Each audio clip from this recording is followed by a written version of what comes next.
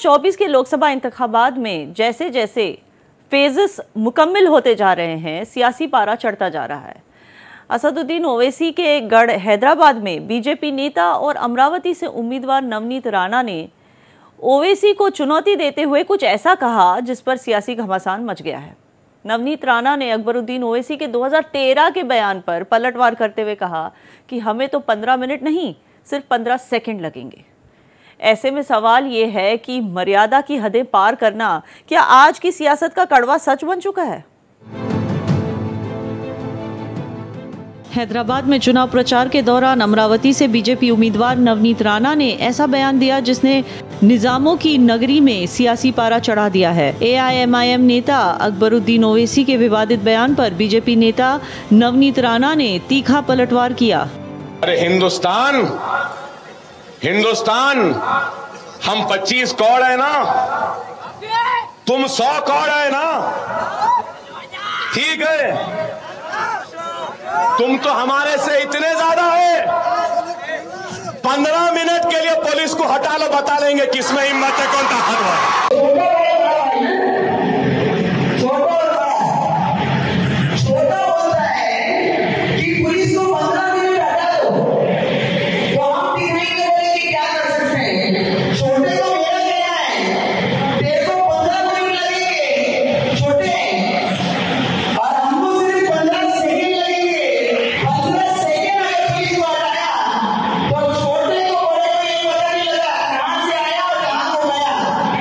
नवनीत राणा के इस बयान पर AIMIM हमलावर है। असदुद्दीन ओवैसी ने कहा कि 15 सेकंड नहीं बल्कि 1 घंटा ले लीजिए, हम तैयार हैं, हम डरने वाले नहीं।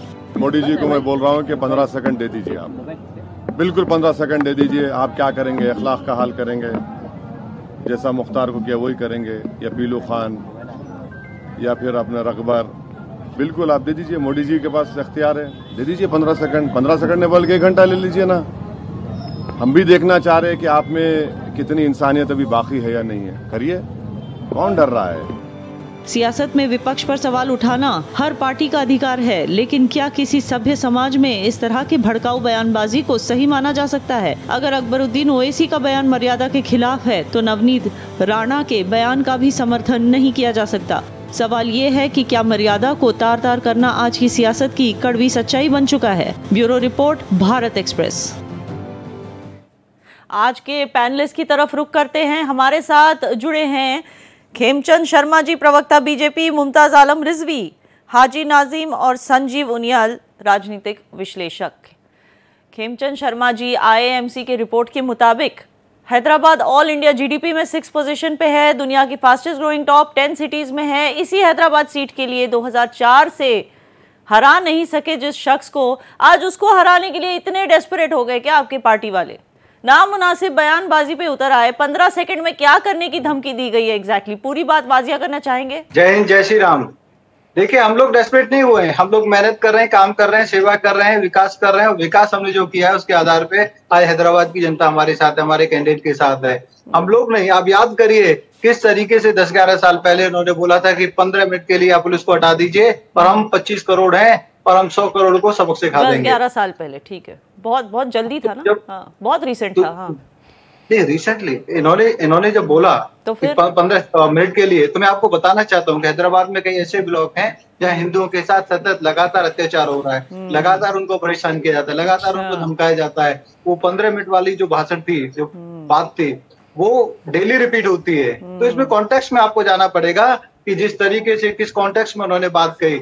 उन्होंने जो अपने उस समय रिप्रेजेंटेटिव थे, ऑडियंस थे, उनको डराया जा रहा था, धमकाया जा रहा था, तो उन्होंने कहा चिंता मत करो, चिंता मत करो, भारतीय जनता पार्टी के कार्यकर्ता आपके साथ खड़े हैं। और जो ये 15 मिनट की बात करते हैं, 15 सेकंड में इनको सबक सिखा सकते हैं। उन्होंने मुसलमानों की बात नहीं की, उन्होंने 2 भाइयों की बात की, ओवैसी और उनके भाई की बात की, जो धमकाने की बातें करते हैं, डराने की बातें करते हैं। अगर ओवैसी की बात कर रहे हैं, प्लीज सुन लीजिए, आपने सवाल किया है और हम किसी धर्म के खिलाफ नहीं है। तो और रही बात, तो उस कॉन्टेक्स्ट में आप जाएंगे तो आपको लगेगा कि हाँ, कि वो चीज गलत नहीं है। लेकिन आप जस्ट उसको सेलेक्टिव देखोगे तो ऑब्वियसली ऐसा लगेगा कि हाँ, कोई धमकाने की कोशिश कर रही है। तो वहां पे आप देखेंगे तो हैदराबाद में आज भारतीय जनता पार्टी जबरदस्त तरीके से प्रदर्शन कर रही है, पूरा तेलंगाना भारतीय जनता पार्टी के साथ खड़ा है, क्योंकि वो देख रहे हैं कि आदरणीय प्राइम मिनिस्टर मोदी जी ने घर घर में नल से जल पहुंचा है, आदरणीय प्राइम मिनिस्टर मोदी जी ने घर घर में टॉयलेट बनवाया है, हर घर में बिजली पहुंचाई है, आदरणीय प्राइम मिनिस्टर मोदी जी गरीबों को राशन दे रहे हैं, लगातार राशन दे रहे हैं, मोदी जी पीएम किसान के माध्यम से मदद दे रहे हैं। और वहाँ तेलंगाना में छोटे छोटे किसान है, 1 बीघा 2 बीघा 3 बीघा, इन सभी को लगातार मदद मिल रही है। और जो आदरणीय प्राइम मिनिस्टर मोदी जी का विकास है वो जन जन तक पहुंच रहा है। वहीं टीआरएस, ओबीसी जी की पार्टी और कांग्रेस ये अपीजमेंट की पॉलिटिक्स में लगे हैं। और अपीजमेंट की पॉलिटिक्स अभी हाल ही में कहा था कि मैं मुस्लिमों से नफरत नहीं करता, मैं उनकी तरक्की चाहता हूँ। उनका यानी कि पीएम मोदी का, हमारे वजीर आजम पीएम मोदी का भी मान नहीं रखा आपके कार्यकर्ताओं ने। हाजी नाजिम साहब, इस सारे फसाद की जड़ तो अकबरुद्दीन ओवैसी ही है। हैदराबाद में 65% आबादी हिंदू है, 30% मुस्लिम, फिर भी ओवैसी साहब मुसलसल पॉपुलर नेता रहे हैं इतने अरसे से, क्योंकि हिंदू भी उनको वोट देते हैं।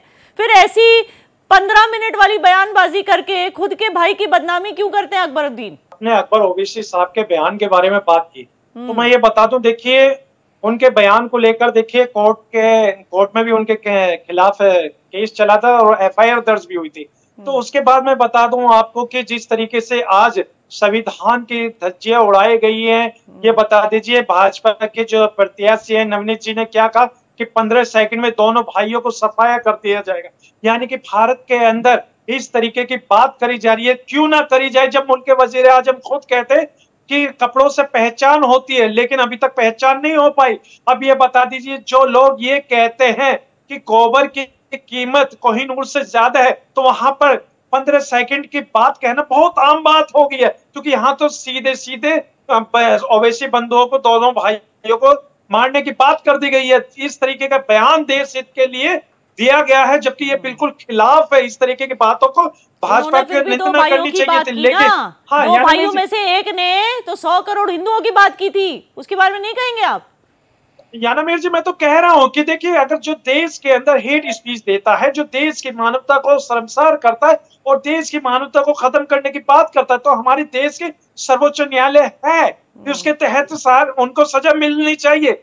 लेकिन यहाँ पर जिस तरीके से खेमचंद जी अब उसके नवनीत जी के सपोर्ट कर रहे हैं और वहां बता रहे कि हैदराबाद के बारे में बता रहे, तो मैं ये कह रहा हूं इनको अपने रिमार्क्स में सिर्फ और सिर्फ पहले निंदा करनी चाहिए थी, ताकि इनको पता चले देश के अंदर अच्छा मैसेज है। लेकिन इन्होंने सिर्फ और सिर्फ यह भी करिए। मैं बार बार एक बात कहता हूँ कि ओवैसी साहब के बारे में जिस तरीके की बात ये कह रहे हैं, ये बिल्कुल गलत है। निंदा जिस तरीके से हमारी संस्कृति का अपमान कर रहे हैं, आज तक आप लोगों ने डीएमके का निंदा नहीं की, जो हमारे सनातन को कहते हैं कि भाई ये कैंसर है, इसको खत्म कर देना चाहिए। और आप हमसे कहते हो, अरे आप ऐसे लोगों के साथ खड़े हो सरकार सत्ता में आई की पॉलिटिक्स करते हैं, समाज को तोड़ने का काम करते हैं। और प्रतिवर्ष नौकरियां देने का वादा किया था इन्होंने भारत के अंदर स्मार्ट सिटी देने का वादा किया था, महिलाओं को सुरक्षा देने का वादा किया था, लेकिन महिलाओं को ना तो इन्होंने मणिपुर के अंदर सुरक्षा दी है, ना दिल्ली के अंदर जो हमारे पहलवान बहन बेटियां थी उनके बारे में भी पूरा देश जानता है कि किस तरीके का व्यवहार इनके साथ रहा। भारत के अंदर एक हैदराबाद की हो रही है। हाजी नाजिम साहब, आप यहाँ वहां मत भटकिए। संजीव उनियाल, नामुनासिब सुलूक सिर्फ नवनीत राणा का नहीं है जिनकी खातिर वो कैंपेनिंग कर रही थी, माधवी लाठा ने भी मस्जिद के सामने राम जी के तीर कमान का इशारा किया। फिर जब हैदराबाद की आवाम ने एतराज जताया तो माफी मांग ली। मगर ये हरकतें हैदराबाद बीजेपी की तंग जहन सोच को जाहिर करता है, ना सिर्फ मुस्लिम तबके की तौहीन बल्कि राम जी की भी तौहीन, क्योंकि राम जी वो हैं जिनकी प्रजा प्रेम की लोग मिसालें देते हैं। मुझे लगता है कि आम व्यक्ति के पॉइंट अगर किया जाए तो पॉलिटिकल पार्टीज तो आपस में उलझती रहती हैं, परंतु जब पॉलिटिकल पार्टीज के लोग इस तरह की बातें करते हैं तो आम जनता का मन जो है थोड़ा सा अजीब सा उसको महसूस होता है कि वो पार्टी क्या इन दो भाइयों ने किया, अकबरुद्दीन ने कहा 15 मिनट के लिए हटा दो पुलिस, हम वो बहुत खतरनाक बात 2013 परंतु 2013 के बाद आज इतने सालों के बाद अगर किसी पार्टी ने कहा है तो एक तो कहा ये कहा जा सकता है कि उस पॉलिटिकल पार्टी ने एकदम रिएक्शन नहीं दिया, पॉलिटिकल पार्टी का रिएक्शन नहीं माना जा सकता इसको। ये एक व्यक्ति के मन में कहीं ना कहीं वो भाव था, हैदराबाद पहुंचे वो, वहां जाके उन्होंने माहौल देखा, वहां जाके उन्होंने ये बात कह दी, तो ये भारतीय जनता पार्टी का आउटलुक और भारतीय जनता पार्टी के आइडियोलॉजी नहीं मानी जा सकती। क्योंकि भारतीय जनता पार्टी की आइडियोलॉजी देखनी है तो कहते हैं कि एक हाथ में मुसलमान के कंप्यूटर होना चाहिए और एक हाथ में जो है वो आपके वो उसको जो है पूरी की पूरी तरह मुस्लिम रहना चाहिए। एक हाथ में कुरान रहनी चाहिए, एक हाथ में कंप्यूटर रहना चाहिए।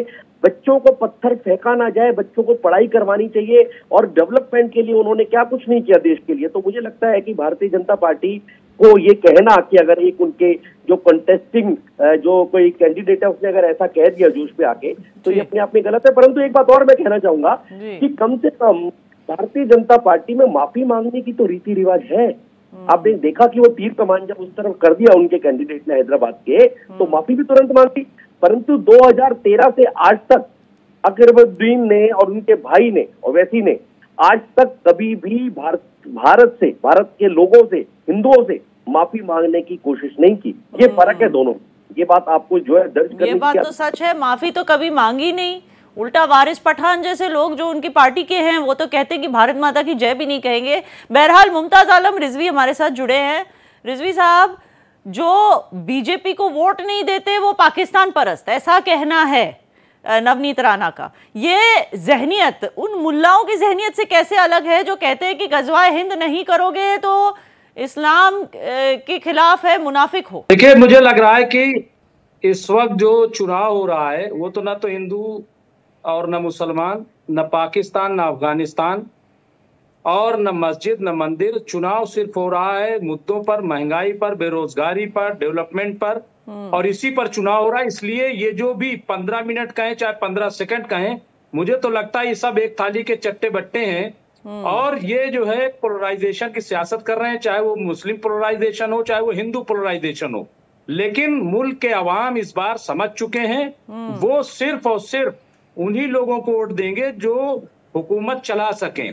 इसलिए मुझे लग रहा है कि ये जो तमाम बहसें हैं ये बेमानी हैं, इनका कोई मतलब नहीं है, इस पर कोई तवज्जो नहीं दे रहा है। और चूंकि पहले ही से एक परसेप्शन ये बना दिया गया था, चाहे सतपाल मलिक हो चाहे दूसरे लीडर, कि जब ये चुनाव आएगा तो इस तरह के मुद्दे उठाए जाएंगे, और इस बात को पब्लिक ने समझ ली। इसलिए मुझे लग रहा है कहीं जनसंख्या की बात आ रही है, कहीं मंगलसूत्र की बात आ रही है, कहीं किसी की बात आ रही है, कहीं मुसलमान खतरे में बताया जा रहा है, कहीं हिंदू खतरे में बताया जा रहा है। अरे भाई, कहीं कोई खतरे में नहीं है। देश खतरे में नहीं पड़ना चाहिए मुझे लग रहा है, और देश उसी वक्त खतरे में नहीं पड़ेगा कि जब हमारा संविधान जिंदा रहेगा, जब हमारी डेमोक्रेसी जो है, जमहूरियत जिंदा रहेगी। उसकी हिफाजत के लिए सब सामने आए, उसके लिए वोट करें। मैं सिर्फ ये कहना चाहता हूं। जी, बराह रास्त खेमचंद शर्मा जी के पास जाएंगे। खेमचंद शर्मा जी, अब इस हरकत से वारिस पठान जैसे लोग जिनका देश प्रेम सब्जेक्ट टू कंडीशंस होता है, उनको बहाना मिल गया बीजेपी के खिलाफ प्रचार करने का। जैसे मैंने कहा कि मोदी जी ने अभी अभी वाजिया किया है कि मुस्लिम्स की तरक्की चाहता, उनसे नफरत नहीं करता, उनकी बात का भी मान नहीं रखा आपकी हैदराबाद कैंडिडेट और स्टार कैंपेनर ने। आप ये बताइए, मुसलमान का नाम कहाँ लिया गया है? वारिस पठान के खिलाफ स्टेटमेंट दी गई है, ओवैसी के खिलाफ स्टेटमेंट दी गई है, जो कहते हैं कि 15 मिनट के लिए पुलिस हटा दो, हम हिंदुओं का सफाया कर देंगे, जो हिंदुओं के साथ अत्याचार करते हैं, जिन्होंने हैदराबाद की कई कॉलोनियों में हिंदुओं को सेकंड क्लास सिटीजन बना रखा है, जिनको दबा रखा है, उनकी बहन बेटियों के साथ अत्याचार करते हैं, उनकी जमीन हथिया रखी है, उनके पैसे हथिया रखे हैं, उनके साथ दुर्भावना के साथ कार्य करते हैं। तो ये आप मुसलमान से लिंक क्यों कर रहे हैं? ये दो लोग पूरे हाजी नाज़िम साहब रिप्रेजेंट करते हैं। क्या लैंड ग्रैबिंग कर रहे हैं ओवैसी ब्रदर्स? काम किया है जी। देखिए, खेमचंद जी जो मेरे को कंप्लीट करने दीजिए। तो ये मुस्लिम समाज को रिप्रेजेंट नहीं करते, तो उन्होंने आदरणीय पीएम साहब ने सबके लिए काम किया है, सबको दिया है, हैदराबाद के अंदर 2 दर्जे का शहरी बनाया जाता है, ये किस तरीके की बात है? बनवाए तो सबके लिए बनवाए, राशन दे रहे हैं तो सबको दे रहे हैं। वहीं ये जो कट्टरपंथी है, ये गजवाए हिंद पे काम कर रहे हैं। आज जो रिपोर्ट आई है उसमें साफ हो जाता है 43% मुस्लिम की पॉपुलेशन देश में बढ़ी है, वहीं हिंदुओं की पॉपुलेशन लगभग 8% कम हुई है। और ये क्यों कम हुई है? क्योंकि कांग्रेस ने लगातार अपीजमेंट की पॉलिटिक्स के तहत हिंदुओं में तो उन्होंने जो परिवार की योजना थी वो करा दी, मुसलमानों में करा ही नहीं। मुसलमानों में आज भी 4 शादियां हो रही हैं और वहाँ पे 8-10 बच्चे पैदा हो रहे हैं, और उसके साथ साथ जैसे करोड़ों लोगों को खेमचंद शर्मा जी, कौन कितने बच्चे पैदा कर रहा है, इस पे इतना आप लोग क्यों इतना क्यों इस पे फोकस दिया जाता है कि कौन कितने बच्चे पैदा कर रहा है? क्या ये डेमोक्रेसी में बोलने का, विचार करने का सही तरीका है? हमारे यहाँ पे संतुलन बिगड़ रहा है।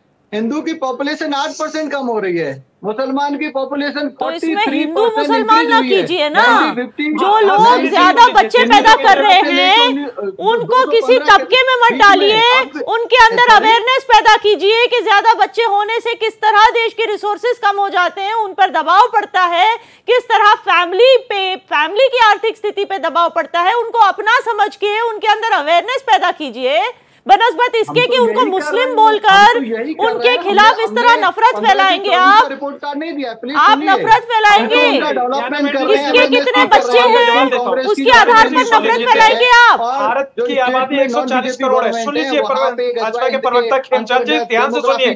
140 करोड़ की आबादी होने के बाद भारत के मुसलमान कितनी आबादी है? 20 से 25 करोड़ के। तो इसका मतलब यह है कि 115 से 20 करोड़ की आबादी सिर्फ और सिर्फ पहुंच सकेंगे हिंदू भाई की। मुसलमान के काउंटिंग आप कर लीजिए बच्चों की और हिंदू भाइयों की कर लीजिए। अगर दो बच्चे भी होते हैं तो 125 करोड़ से कितने होते हैं? 2.5 करोड़। रिस्पॉन्ड करना चाहते हैं, मैं उनको फ्लोर देना चाहती हूँ। मुमताज आलम रिजवी, लेकिन मुसलमानों को टारगेट, हम अपने मूल टॉपिक पर वापस आते हैं। मुमताज आलम रिजवी मैडम, मैं ये कहना चाहता हूँ, जिस तरीके से पॉपुलेशन की बात हो रही है, तमाम बात हो रही है, मैं एक चीज कहना चाहता हूँ। देखिए, हमारी हालत तो ये है कि न तो हमें पीएम बनना है, प्रधानमंत्री बनना है, ना हमें कहीं मुख्यमंत्री बनना है, और अब तो हम कैबिनेट लायक भी नहीं बचे, हमें कैबिनेट में भी नहीं रखा जा रहा है। इसके बावजूद हम पर राजनीति हो रही है। दूसरी चीज ये कि जनसंख्या बात अभी न कीजिए, अभी इस पर बात कीजिए कि हमें वोट डालने क्यों नहीं दिया जा रहा है। आप देखिए, जगह जगह पे हमें रोका जा रहा है। अभी इस पे बात कीजिए कि हमारे वोटर लिस्ट से नाम क्यों काट दिए गए। अभी इस पर बहस करने की जरूरत है। और माफ कीजिएगा, तमाम जो अपोजिशन पार्टियां वो इस पर बात नहीं करती हैं। उनको सवाल उठाना चाहिए, उनको धरना देना चाहिए, आप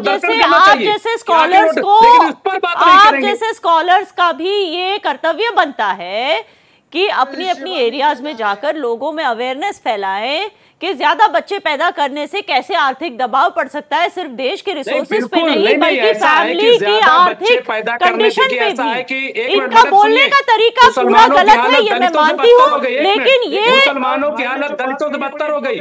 मुसलमानों के एरियाज में इसके लिए बच्चे कम पैदा करना जरूरी होता है ना मुमताज आलम रिजवी। उसके बाद ये शिकायत की जाए। इसके लिए जो आप कह रहे हैं उसके लिए एक तरीका ये है कि बच्चों की संख्या कम करे। हाजी नाजिम साहब, वारिस पठान अब कह रहे हैं कि इलेक्शन कमीशन को सख्त कदम उठाना चाहिए नवनीत राणा के खिलाफ। ये तो सच है, लेकिन क्या ये हिपोक्रेसी नहीं कि अकबरुद्दीन के ओरिजिनल 15 मिनट वाले बयान पे कोई रद्द अमल नहीं आया एआईएम पार्टी की तरफ से इतने सालों में? हाँ, देखिए याना मेरे जी, मैं तो यही सवाल मैं संजीव उनियाल से भी करूंगी। याना मेरे जी सुन लीजिए, देखिए जिस तरीके से अकबर ओवैसी साहब का जो बयान था वो भी निंदनीय बयान है, और जो नवनीत जी ने कहा वो भी बहुत निंदनीय बयान है, क्योंकि दोनों के बयानों से देश की मानवता को खतरा है। तो इस तरीके के बयान नहीं होने चाहिए। कोई अपॉलॉजी नहीं आई, मैं इसकी बात कर रही हूँ। संजीव उनियाल, मैं दो बातें आपको कहना चाहता हूँ कि अभी ये मुझे लगता नहीं कि कहीं ना कहीं पार्टी की बात है, और जहां पार्टी की बात है एआईएमएम, तो आप देखिए कि इन दो भाइयों से ही पूरी पार्टी लिप्त है, और ये दो भाइयों इसकी ऑनरशिप प्रोप्राइटरी अपने पास रखते हैं। परंतु वो तो एक कैंडिडेट है, नवनीत राणा तो एक कैंडिडेट है, और वैसे भी एक दो बार पहले भी कहीं ना कहीं इनकी कोई ना कोई बात रही है। तो मुझे लगता है कि इसके लिए भारतीय जनता पार्टी जहां तक उसका चित्र है वो बहुत संवेदनशील रहती है इस तरह की चीजों में, और मुझे लगता है कि वो जरूर एक्शन लेगी। और एक आध दिन में 2-4-5 घंटे में आपके सामने भी, आप तो इतनी जागरूक जो है वो अपने आप पे पत्रकार हैं, आपके सामने आएगा कि हाँ, उन्होंने कहीं ना कहीं माफी मांगी और उन्होंने कंडेम किया, और ये भी बोला कि नवनीत राणा के साथ हम सहमति नहीं रखते। ऐसी बात जरूर ये आने वाली है। संजीव जी, ये बार बार मुस्लिम हिंदू का उठाते क्यों है?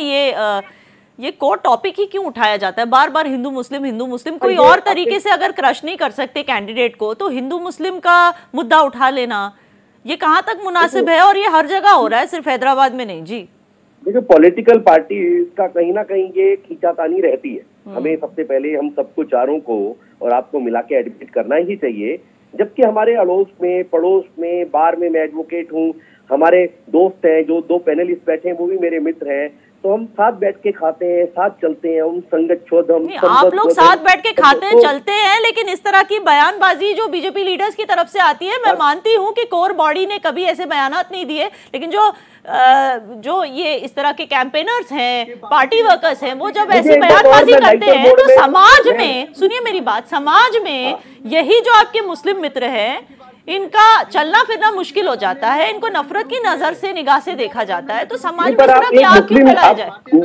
आप मुस्लिम तो कह रही हैं, हिंदुओं के लिए भी अप्लाई होती है। जब अकरमुद्दीन जैसे लोग इस तरह के बयान देते हैं, उन पर तो एफआईआर ऑलरेडी चल रहा है। क्या नवनीत राणा पे एफआईआर होगा? उन पर एफआईआर हो गया था इस बात के लिए। खेमचंद जी, क्या नवनीत राणा पे एफआईआर होगा? करने के लिए उन्होंने कुटिल नीति चली है, उसको हम एक्सपोज कर रहे हैं। हम नहीं, आपके नेता हमेशा गलत करके फिर सॉरी बोल देते हैं, मगर गलत करते जाते हैं, चाहे वो रमेश भिदूरी हो या नवनीत राणा।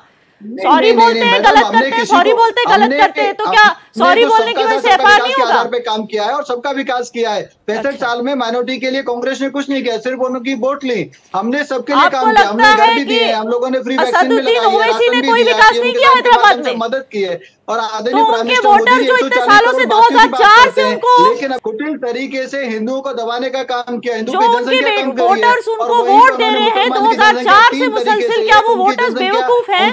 क्या उन्होंने कुछ नहीं किया? परसेंटेज वो ज्यादा है। दूसरा, बहुत करोड़ों की संख्या में यहाँ पे बांग्लादेशी और रोहिंग्या घुसा लिए हैं। तीसरा, कन्वर्जन हो रहा है। चलिए, आप तो बांग्लादेश और रोहिंग्या तक पहुंच गए, हमारा टॉपिक वो नहीं था आज का। बहरहाल, अब आज के लिए इतना ही समय था हमारे पास। बहुत बहुत शुक्रिया आप चारों का हमारे साथ जुड़ने के लिए।